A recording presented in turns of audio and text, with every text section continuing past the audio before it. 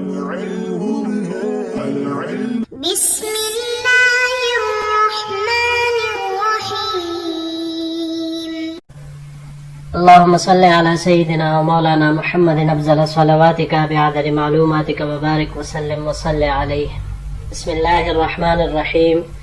عزیز طلباء کرام، مختارات من ادب العرب سے بحمد اللہ تعالی آج ہمارا 63واں سبق ہے، اور آج جو مضمون ہم شروع کرنے جا رہے ہیں عنوان ہے اس کا اشعب والبخیل، یعنی اشعب اور ایک بخیل کا واقعہ. اس مضمون کے مؤلف ان کا نام ابو الفرج الاصبہانی ہے. پہلے تھوڑا ان کے بارے میں جانتے ہیں، پھر اشعب کی طرف آتے ہیں. ابو الفرج الاصبہانی، ان کا پورا نام ابو الفرج علی ابن الحسین الاموی الشعبی ہے، اور آپ ایک جامع شخصیت کے طور پر جانے جاتے تھے. جامع اس اعتبار سے کہ بیک وقت آپ ایک مورخ بھی تھے، ایک مصنف بھی تھے، علم الانساب کے ماہر بھی تھے، علوم میں مہارت بھی رکھتے تھے، اور اس کے ساتھ ساتھ شاعر بھی تھے. ان کی جو سب سے عظیم الشان تصنیف ہے کتاب الاغانی کے نام سے مشہور ہے، اور یہ کتاب عربی ادب کے ذخائر میں سے ایک اہم ذخیرے کی حیثیت رکھتی ہے. اس وجہ سے علماء ادب فرماتے ہیں کہ اگر کتاب الاغانی نہ ہوتی تو علم ادب کا ایک کثیر حصہ وہ لوگوں سے خفیہ رہ جاتا، اور لوگوں سے وہ ایک طرح سے آپ یوں سمجھ لے کہ ضائع ہو جاتا.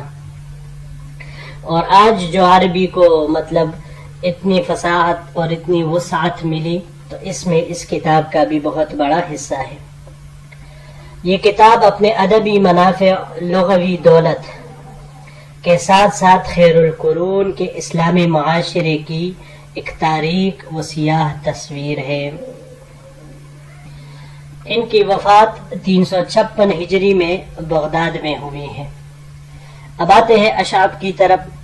اشعب، ان کا پورا نام ابو العلاء شعیب ابن زبیر ہے، اور ان کی پیدائش یہ 9 ہجری کی ہے. مدینہ منورہ میں انہوں نے پرورش پائی. شکل اور صورت کے لحاظ سے اللہ نے ان کو خوبرو بنایا ہوا تھا، اور اس کے ساتھ ساتھ بہت خوبصورت آواز کے مالک اور قاری تھے.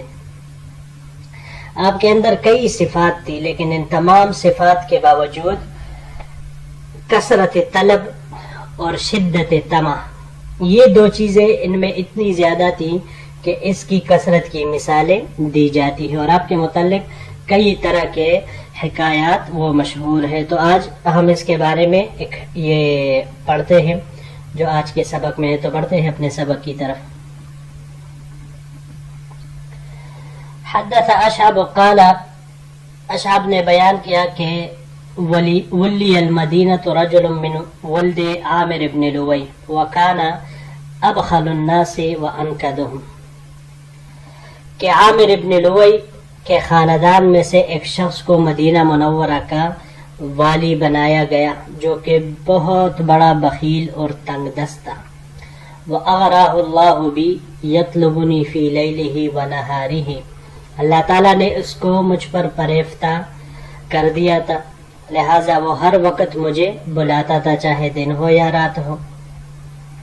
فَإِنْ هَرِبْتُ مِنْهُ هَجَمَ عَلَيَّ مَنْزِلِي بِالشُّرَطِ، پس اگر میں اس سے بھاگ جاتا کسی وقت تو پولیس لے کر میرے گھر پہنچ جاتا.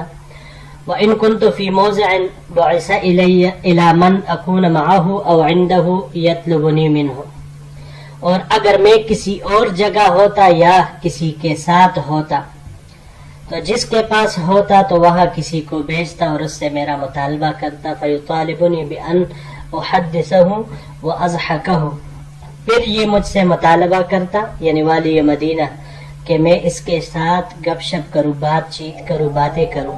وَأَضْحَكَهُ، اور اس کو ہنساؤں، یعنی اس کو ایک طرح سے ان کے ساتھ ہنسی مذاق کروں.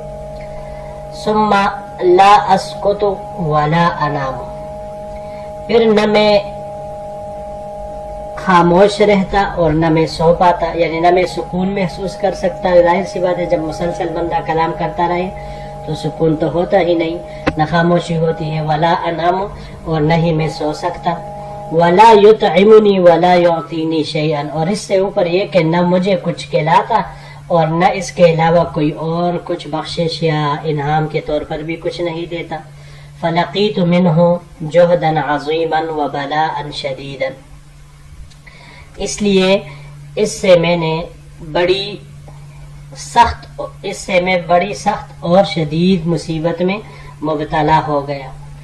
وحضر الحج فقال لی، جب حج کا وقت آیا تو اس نے مجھ سے کہا یا اشعب کن معی، اے اشعب میرے ساتھ اس سفر حج پر جانے کے لیے تیار ہو جاؤ۔ فقلت بأبی انت و امی، میں نے کہا کہ میرے ماں باپ آپ پہ قربان ہو، انا علیل، میں تو بیمار ہوں، ولیست لی نیت فی الحج، اور دوسرا یہ کہ میرا حج کا ارادہ اور نیت بھی نہیں۔ فقال علیہ وعلیہ، کہ نہیں تجھے ضرور چلنا ہوگا۔ اگلے سلائیڈ میں پھر باقی بات اس کی آئے گی جی۔ یہاں پر یہ چند لغات ہیں۔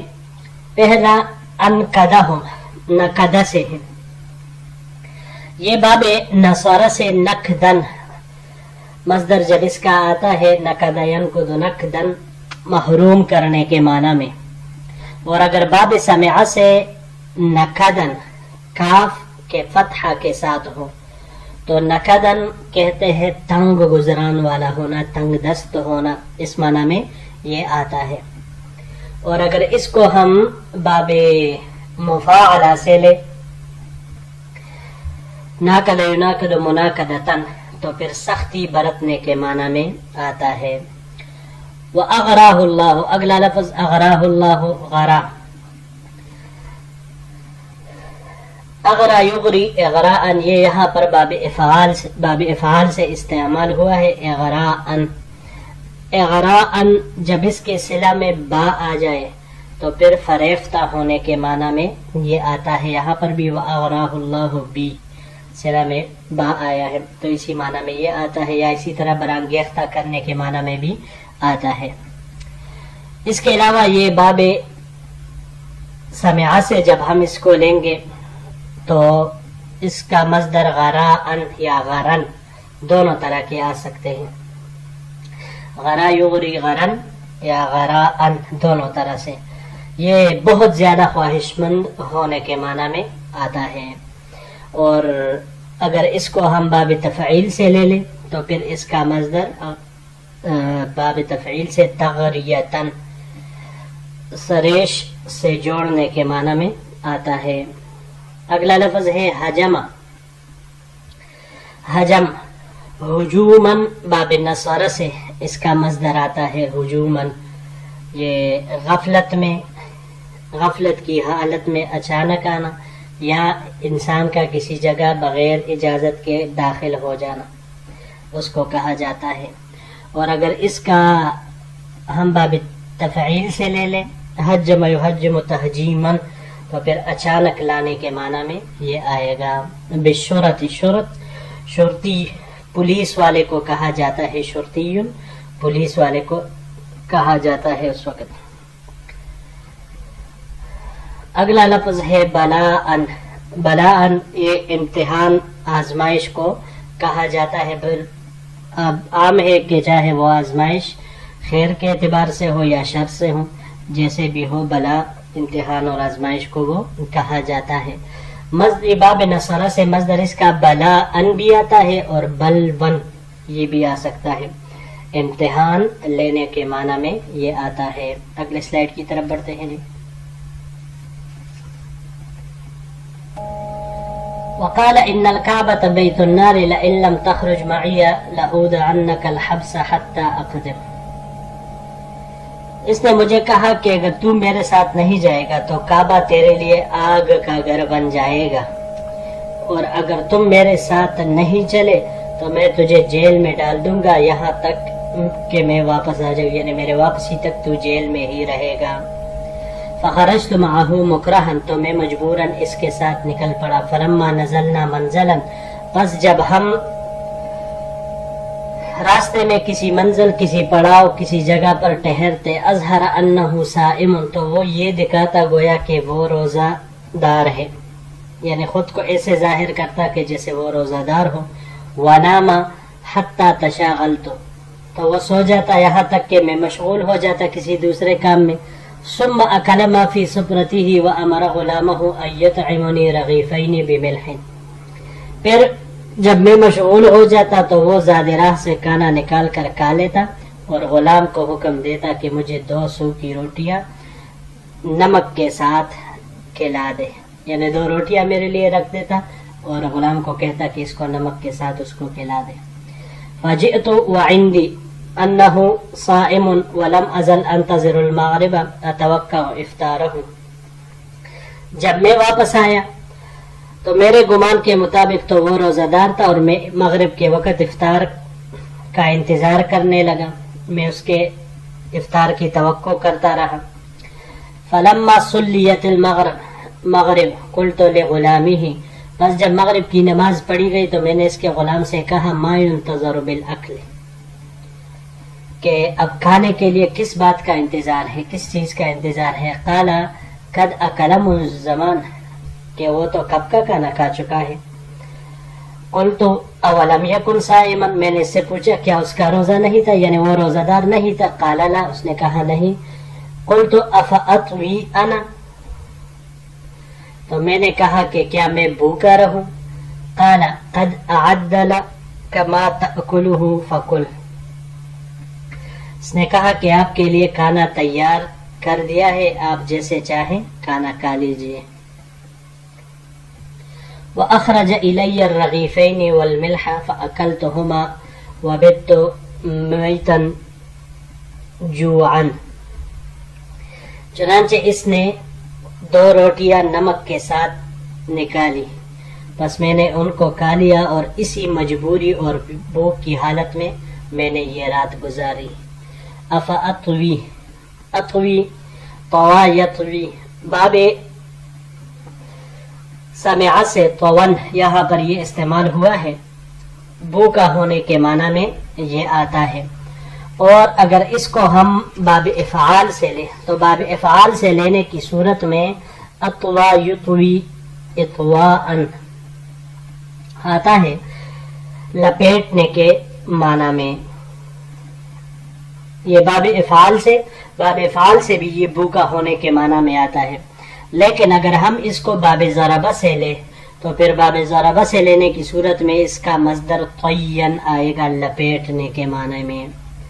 اس کے علاوہ یہی اگر باب انفعال سے ہم اس کو لیں انطواءً، مصدر اس کا آئے گا جمع ہونے کے معنی میں، اور باب افتعال سے لینے کی صورت میں اس کا مصدر اطواءً آئے گا، لپیٹا جانا، اس معنی میں پھر یہ آئے گا.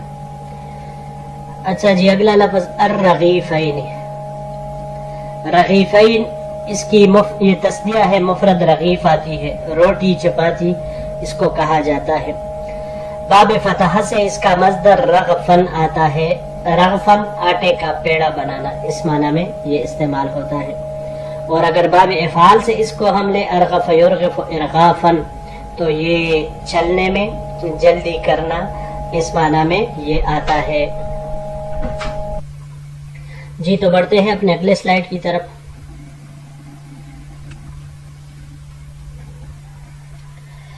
وَأَصْبَحْتُ فَسِرْنَا حَتَّى نَزَلْنَا الْمَنْزِلَ فَقَالَ لِغُلَامِهِ. اگلے دن صبح ہی ہم نے سفر شروع کیا، یہاں تک کہ ہم نے ایک جگہ پڑاؤ ڈالا تو اس نے اپنے غلام سے کہا ابتاع لنا لحما بدرہم، ہمارے لیے 1 درہم کا گوشت خرید لو. فابتاعه، اس نے خرید لیا. فقال کبب لی قطعا، کہ تھوڑے سے گوشت کے ایک ٹکڑے سے کباب بناؤ. ففعل، اس نے کیا. فاکلہ، اس نے وہ کھا لیا. ونصب القدر، پھر اس نے دیگچے کو یا ہانڈی کو چولہے پر رکھ دیا. فلما نغرت اغرف له فيها قطعا ففعل فأكلها ثم قال. جب ہانڈی جوش مارنے لگی تو کہا تھوڑا سا اور کاٹ کر لے آؤ، تو غلام نے ایسا کیا، فأکلہا تو اس نے وہ بھی کھا لیا، ثم قال پھر اس نے کہا اطرح فیہا دقتن واطعمنی منہا، کہ اس میں سے اب اس میں گرم مسالہ پیس کر ڈال دو، ففعل غلام نے ایسا کیا، ثم قال الق توابلہا واطعمنی منہا ففعل، کہا کہ اس میں کچھ مرچیں وغیرہ ڈال کر، مسالے ڈال کر اس کو مجھے کھلاؤ، ففعل غلام نے ایسے ہی کیا، وانا جالس انظر الیہ لا یدعونی، اشعب کہتے ہیں کہ میں بھی وہاں بیٹھا اس کی طرف دیکھ رہا تھا لیکن اس نے مجھے بلایا ہی نہیں، فلما استوفى اللحم كله قال یا غلام، بس جب اس نے پورا گوشت کھا لیا تو غلام سے کہا اطعم اشعب کو بھی کھانا کھلاؤ، ورما الی برغیفین، اور میری طرف 2 روٹیاں پھینکی، فجئت الی القدر، پس قدر میں آیا ہانڈی کے پاس یا دیگچی کے پاس، وَإِذْ لَيْسَ فِيهَا إِلَّا مِرَقٌ وَعِظَامٌ، مگر اس میں سوائے شوربہ اور ہڈیوں کے اور کچھ نہیں تھا، فَأَكَلْتُ الرَّغِيفَيْنِ، بس میں نے وہ دونوں روٹیاں کھا لی، وَأَخْرَجَ لَهُ جُرَابًا فِيهَا فَاكِهَةً يَابِسَةً، پھر غلام نے اس کے لیے چمڑے کا تیلا، جرابن چمڑے کا تیلا نکالا جس میں خشک میوے تھے۔ جی پہلا یہاں پر کبب کبابا سے ہے، یہ کبب یکبب تکبیبا، کباب بنانے کے معنی میں آتا ہے۔ اس کے علاوہ یہ باب نصارہ سے کھبن اس کا مصدر آتا ہے اوندا کر دینا، اور اگر اکبب یکبب اکبابن باب فعال سے اکبابن مصدر اس کا آئے تو پچاڑنے کے معنی میں یہ آتا ہے۔ اس کے علاوہ تکببن باب تفاعل سے اس کا مصدر آتا ہے کپڑے میں لپیٹنے کے معنی میں۔ نغرت، یہ نغیرن یا نغرانن باب ضربا سمع سے، اور اسی طرح باب فتح سے بھی جب مصدر اس کا نغرن آئے تو ابلنے کے معنی میں، اور اگر باب سمعا اور ضربا سے اس کا مصدر نغرن آ جائے غین کے حرکت کے ساتھ تو یہ غضبناک ہونے کے معنی میں آتا ہے۔ باب تفعیل سے تغیرن یا تغیرن سے آتا ہے گدگدی کرنے کے معنی میں، اور اگر باب انفعال سے اس کو لے تو انغرارن گندا ہونے کے معنی میں آتا ہے۔ اغرف، غرفہ، یہ غرفہ باب ضربہ سے غرفن مصدر اس کا آتا ہے کاٹنے کے معنی میں، اور اگر باب افتعال سے اس کو لیا جائے اغترافن تو چلو لینا، چلو میں پانی لینا، کوئی دوسری چیز لینا، یا اگر باب تفاعل سے ہو تغرفن تو تعرفن یہ کہا جاتا ہے کہ اگر بندہ کوئی شیل لیتا ہے اور اس کے ساتھ کوئی اور چیز بھی پڑی ہوتی ہے تو سب کے سب کو لینا، اس معنی میں یہ آتا ہے۔ توابلہا، توابل یہ تابل مفرد اس کا آتا ہے، مسالے کو کہا جاتا ہے۔ اطبل یطبل اطبالا باب افعال سے بیمار کرنے کے معنی میں یہ آتا ہے، اور باب نصرہ سے تبلن یہ بھی اسی معنی میں ہی استعمال ہوتا ہے۔ اس کے علاوہ اگر باب تفعیل سے لے ہم اس کو تو پھر اس کا مصدر تطبیلن آئے گا، مسالہ ڈالنے کے معنی میں، اور یہی معنی باب مفاعلہ سے متابلتن مصدر جب اس کا آئے تو اس کا یہی معنی آتا ہے۔ مرق، مرق یہ شوربے کو کہا جاتا ہے۔ مرقن باب ضربہ اور نصرہ سے شوربہ زیادہ کرنے کے معنی میں آتا ہے، لیکن اگر مصدر باب نصرہ سے مروقن آ جائے تو پھر پار کرنے کے معنی میں یہ ہوگا۔ اس کے علاوہ یہ باب تفعیل سے تمریقن یہ بھی شوربہ زیادہ کرنے کے معنی میں آتا ہے، اور اگر باب سمعا سے مرقن را کے حرکت کے ساتھ آ جائے تو پھر اس کا معنی ہوگا گندا ہونا. جی تو معزز طلباء کرام، یہی تک ہمارا آج کا سبق تھا. انشاءاللہ العزیز زندگی رہی تو پھر اگلے درس کے ساتھ آپ کی خدمت میں حاضر ہوں گے. السلام علیکم ورحمۃ اللہ وبرکاتہ.